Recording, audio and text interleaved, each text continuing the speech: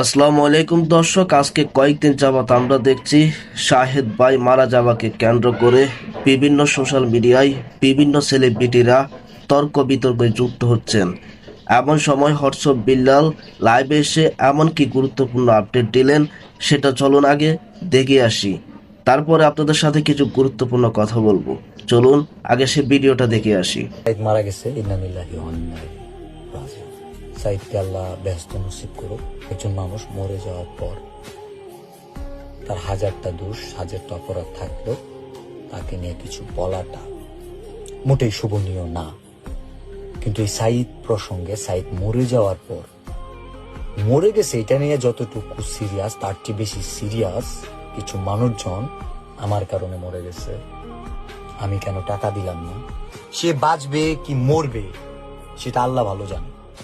Doctor কিভাবে 0% নিশ্চয়তা দেয়? যেই রোগের চিকিৎসা পদ্ধতি এখনো পৃথিবীতে তৈরি হয় নাই, সেই রোগেরও 1% সম্ভাবনা আছে, কারণ আগামীকাল ওই রোগের প্রতিষেধক টিকা আসতে পারে। কিশোরগঞ্জ গেলাম, আমি আঙ্কেলকে বললাম, চা আল্লাহ যদি 30 লাখ টাকা দিয়ে না বাঁচায়, আপনি 30 কোটি টাকা দিয়েও বাঁচাইতে পারবেন। আপনি মানুষের দোয়া নেন, আপনি ছেলের জন্য দোয়া নেন 30 লক্ষর বাকি যে টাকাগুলো, চলেন 8,92,000 আছে আপনার কাছে, যে 5 লক্ষ টাকা আছে, 13 লক্ষ টাকা বাংলাদেশে 13 লক্ষ ক্যান্সার রোগী আছে, 13টা রোগীর হইলেও তো দিতে পারি, চলেন দেই। মানুষের দোয়া নেই কিন্তু নিতে পারি না, কারণ নিতে দেন নাই।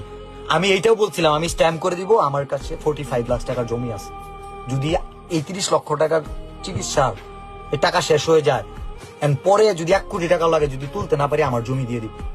আমি ডাইরেক্ট স্ট্যাম্প করার জন্য রেডি ছিলাম, বাট তবুও এই টাকা। প্রিয় দর্শক, হোয়াটসঅ্যাপ বিল্লালের যে কথাবার্তাগুলো আপনারা শুনলেন, আসলে সেই কথাবার্তাগুলো আপনাদের কাছে কি মনে হয়েছে সেটা অবশ্যই আমাদের এই কমেন্ট সেকশনে জানাবেন।